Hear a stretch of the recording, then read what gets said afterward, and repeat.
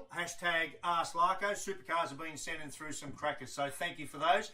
Keep them flowing. Simon Polton sends us a question. I'm going to paraphrase it. He basically wants to know everything about wheel locking. Why do drivers lock their wheels? Why does it happen? How does it happen? Why is it only one wheel a lot of the time? And it's a really good question, and I love the fact that drivers lock their wheels because it creates so many overtaking opportunities. Now, you'll hear me bang on often about the need to drive the car at the limit of adhesion under braking, cornering and acceleration. So if you look at Cam Waters here, what he's doing is exactly that, exploring the limit of the grip of the tyre to the road. Now there's a gazillion things that influence tyre locking, everything from the surface you're on, how much grip it's got, the camber of the road, the camber of your car, the geometrical settings of your car, the suspension settings of your car, the tyre temperature, the tyre pressure, and a million other things. Now, if we go back to our little bit of vision of Cam Waters here at Symmons Plains, and we dive in, let's pull the bodywork back and actually have a look at our Supercars 3D model here. If I want to delve right in there where his brakes are, right, that's where we want to get right in. So let's zoom right in close there. I'll turn my pen on here, and what I want to show you is there's his brake pedal, and look at that. There's one cylinder and a second cylinder, and they're both connected to the same pedal.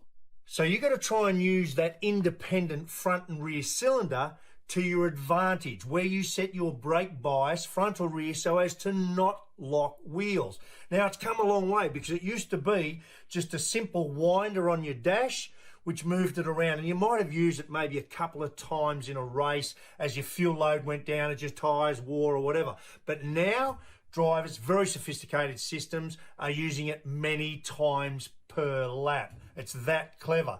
And why you need it, I mean, if you go to two circuits, two great examples, Symmons Plains and Sandown Raceway, what have they got in common? Bumpy, cold, typically when we go there, and look at that, predominantly left-handers. So you can't get temperature into your left front tyre in particular because you're always turning. Rear tyres, 650 horsepower going to them, not a problem getting heat into them. But that front left, look at these two guys, two of the best in our business in a variety of practice and qualifying sessions last year.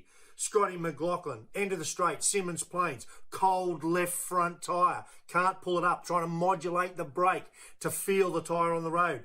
Here we are, Jamie Winkup in car 888, Sandown 500 last year. Same thing, bumps, cold front left tyre, into the boonies. So as you can see, it's incredibly difficult to pull these cars up successfully every time, and remembering they've got big front anti-roll bars in them, so the cars actually don't like with a little bit of lock-on turning and bumps and braking at the same time. They just don't like it. So one of the best ways to get around locking brakes under a whole raft of different circumstances is the clever use of this next generation of brake bias adjuster. So let's have a close look. Jamie Winkup coming up the back straight at Sandown, flat out. Now when we cut to the in-car, now stop right there. You'll see there the red lever, that's his rear anti-roll bar adjuster. The blue lever is his front anti-roll bar adjuster. And his gear lever you can see in the centre there, but his hand's just gone down to what is this really fast-acting brake bias adjuster. So you can see there what he was doing before he got down onto those bumps there with his cold front left tyre. He was bringing a little bit of the bias rearward.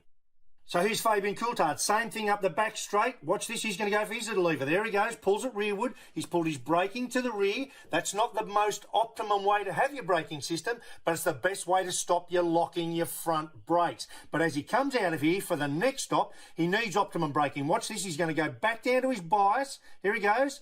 Bang, takes it forward. He wants optimum braking now because this is a straight stop. He needs as much. So when the weight transfers to the front of the car, he's got the optimum braking capability. So Simon, I hope that answers your question, mate. And if not, maybe just shines a little bit of light on, for me, what is arguably the most difficult technique for any race driver to master, and that is braking. Well,